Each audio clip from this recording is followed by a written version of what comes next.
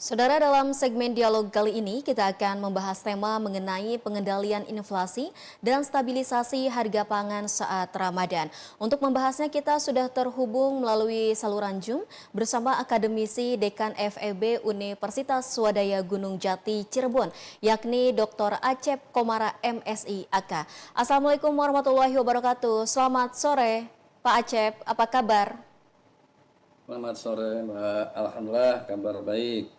Baik, Pak Acep, kami haturkan terima kasih banyak pada sore hari ini sudah menyempatkan waktunya untuk berdialog bersama kami, membahas tema mengenai inflasi dan juga penanganan harga di Ramadan ini. Pak Acep, melihat situasi saat ini mengenai harga pangan di beberapa wilayah di Jawa Barat, seperti apa Pak Acep?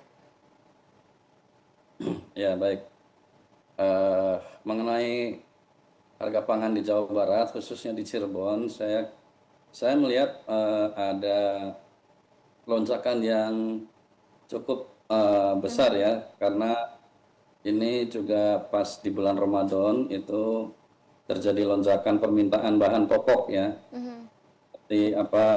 seperti beras, cabai, bawang, telur, ayam, minyak goreng dan sebagainya.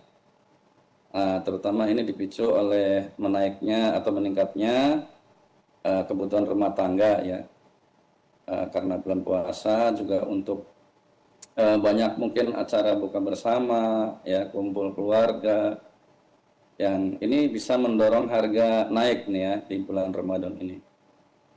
Saya kira begitu ya, Mbak. Baik, sebenarnya terkait dengan harga pangan kebutuhan pokok di Ramadan ini selalu terjadi gitu ya Pak Acep, hampir di semua daerah, tidak hanya Cirebon. Dan tadi juga Pak Acep mengutarakan bahwa terjadinya banyaknya permintaan dari masyarakat di bulan Ramadan. Tiap tahunnya hal ini terjadi, pemicunya apalagi selain yang tadi diutarakan oleh Pak Acep sendiri?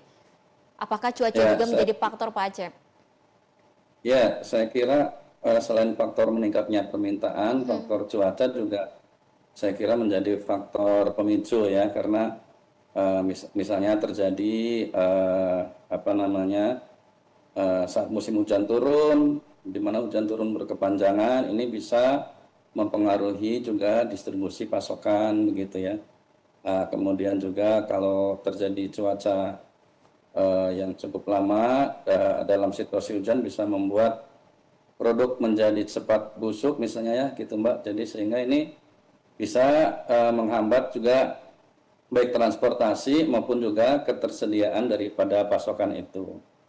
Kemudian juga khususnya di Cirebon itu kan Cirebon itu memiliki komoditas lokal seperti beras ya, tapi juga dia tergantung pada komoditas lain yang dipasok dari luar daerah gitu. Seperti Baik. bawang merah, daging sapi begitu ya. Nah, jadi ini juga mempengaruhi ketersediaan stok yang ada di wilayah Cirebon.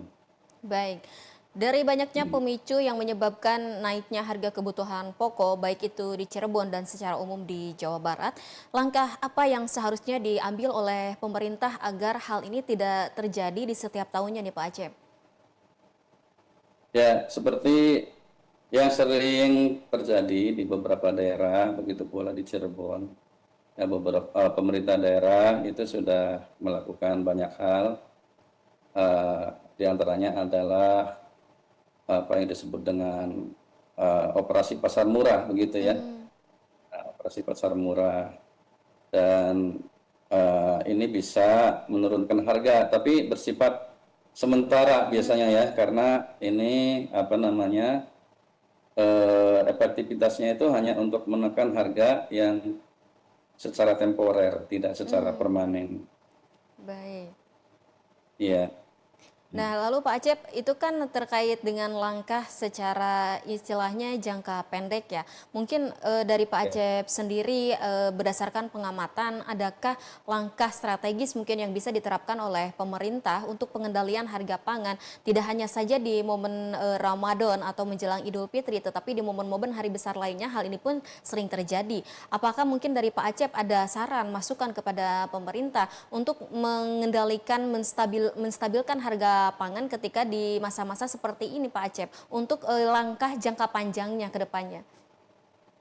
Ya, jadi kalau yang tadi kita sampaikan, misalnya operasi pasar murah itu kan efektivitasnya hanya sementara ya Mbak ya. Tapi kalau misalnya pemerintah terus mengupayakan beberapa cara, misalnya bagaimana mengatasi daripada akar masalah pasokan itu ya, seperti misalnya bagaimana supaya mengupayakan produksi bahan pokok tidak menurun gitu ya.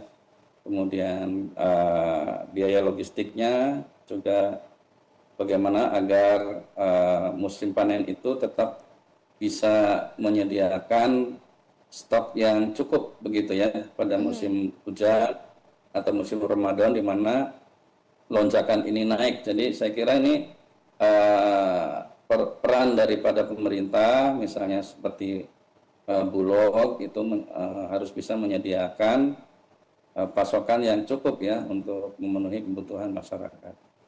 Baik, jadi memang harus dari akarnya juga ini ya diatasinya. Nah Pak Acep, kemungkinan ada nggak sih berdasarkan pengamatan Pak Acep gitu ya di lapangan terkait dengan kecurangan yang dilakukan oleh beberapa pihak ketika akan menghadapi hari-hari besar seperti ini, momen Ramadan atau menjelang Hari Raya Idul Fitri terkait dengan penimbunan pasokan seperti halnya mungkin menimbun sayuran atau kebutuhan-kebutuhan pokok yang lainnya yang dilakukan oleh pihak-pihak yang tidak bertanggung jawab Pak Acep?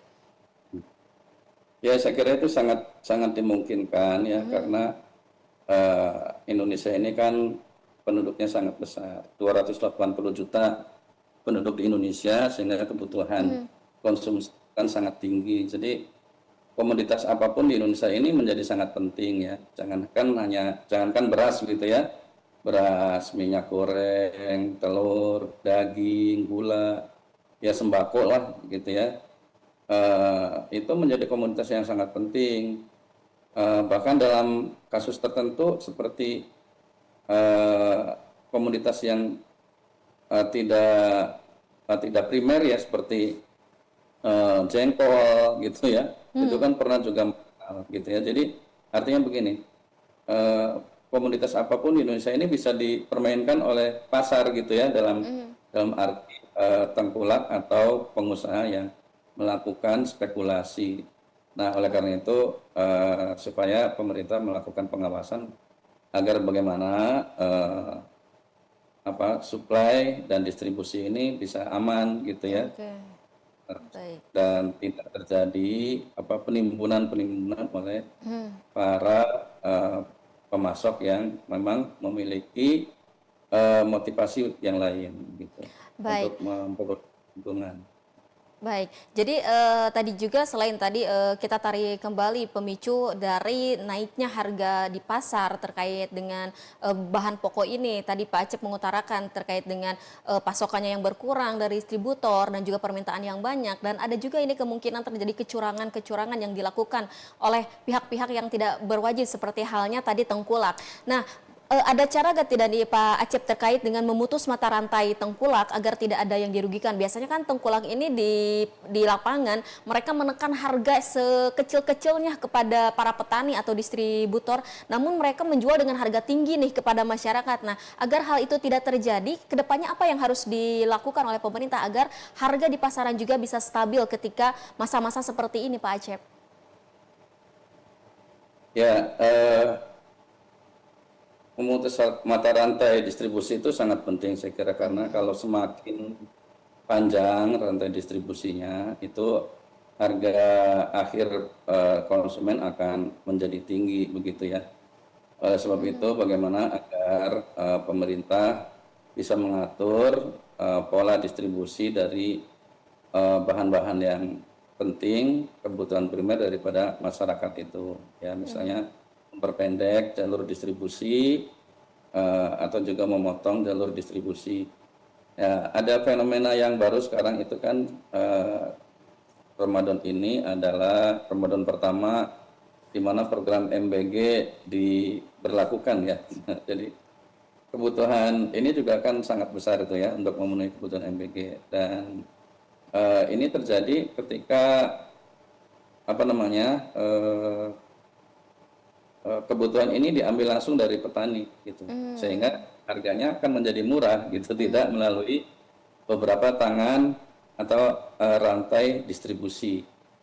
Jadi bagaimana agar rantai distribusi ini bisa diperpendek supaya membantu masyarakat mendapatkan barang-barang kebutuhan pokok yang lebih murah. Gitu. Baik. Jadi sebenarnya pemutusan mata rantai ini sudah bisa dilakukan seperti halnya yang dilakukan oleh program MBG tersebut ya Pak Acep. Nah bagaimana ini caranya ke depannya mungkin pemerintah bisa melakukan hal yang sama, melakukan distribusi secara langsung dari para petani atau distributor kepada para penjual di pasar gitu. Nah Pak Acep ini kita kembali mengenai ketergantungan pasar nih yang ada di wilayah Cirebon. Ini seberapa banyak atau seberapa jauh ketergantungan pangan Cirebon pada daerah lain untuk memicu volatilitas harga di Cirebon sendiri, Pak Acep? Ya, baik. Terkait dengan produk-produk ya, seperti misalnya bagaimana agar ketergantungan pangan itu tidak memicu volatilitas harga ya. Nah, ini kalau kita lihat memang Cirebon ini kan semacam epicentrum bagi daerah yang lain ya, yaitu di wilayah Ciayu Mejakuning. Jadi kalau misalnya masyarakat Cirebon itu sebetulnya kan hampir 2 juta ya, kalau di siang hari itu bisa hampir 2 juta karena banyak penduduk sekitar yang datang dan berbelanja di Cirebon begitu ya. Nah akan tetapi sebetulnya ya pemerintah Cirebon atau masyarakat Cirebon itu sendiri memiliki produksi lokal seperti beras atau ikan gitu ya. Tapi untuk beberapa komunitas strategis itu masih tergantung pada daerah lain seperti bawang merah, daging sapi atau beberapa sayuran gitu ya. Yang dipasok dari daerah sekitar seperti Kuningan, Majalengka ataupun bahkan Bandung gitu ya. Oleh karena itu harganya itu sangat dipengaruhi oleh beberapa hal seperti biaya distribusi, transportasi gitu ya, karena harus dikirim dari daerah tertentu ke wilayah Cirebon gitu ya, sehingga ini perlu ada semacam transmisi harga ya di antar wilayah begitu supaya jangan sampai memicu kenaikan harga akibat dari tadi biaya distribusi misalnya ya dari daerah lain ke Cirebon, atau mungkin ketika terjadi cuaca di luar Cirebon mempengaruhi juga faktor produksi begitu ya, atau juga transportasinya, begitu juga kondisi panen di daerah produsen begitu ya. Nah kalau kondisi panennya itu baik, lancar, tentu juga pasokan ke daerah Cirebon itu juga bisa lebih lancar lagi, sehingga naik turunnya harga secara ekstrim, volatilitasnya ini bisa dicegah begitu ya, karena kita memiliki beberapa instrumen seperti transmisi harga gitu ya, kemudian distribusi yang diatur supaya tidak ada kendala dalam hal distribusi gitu ya untuk antar daerah, juga supaya kita menjaga produk-produk tertentu yang elastisitas permintaannya itu juga rendah begitu ya, yang elastis lah gitu permintaan harganya. Baik, sebenarnya untuk kebutuhan sendiri ya Pak Acep di Cirebon terkait dengan kebutuhan pokok ini sudah bisa terpenuhi, cuma ada saja komoditas lain yang harus mengambil dari luar daerah. Baik, terima kasih. Ini Dr. Acep Komara MSI AK selaku Dekan FEB Universitas Swadaya Gunung Jati Cirebon yang pada sore hari ini sudah berkenan berbagi informasi dengan kami. Mohon maaf perbincangan kita harus kita akhiri karena keterbatasan waktu. Semoga kita bisa berbincang di lain kesempatan lagi Pak Acep. Sehat selalu, sukses, selamat beraktivitas kembali. Wassalamualaikum warahmatullahi wabarakatuh. Assalamualaikum warahmatullahi wabarakatuh.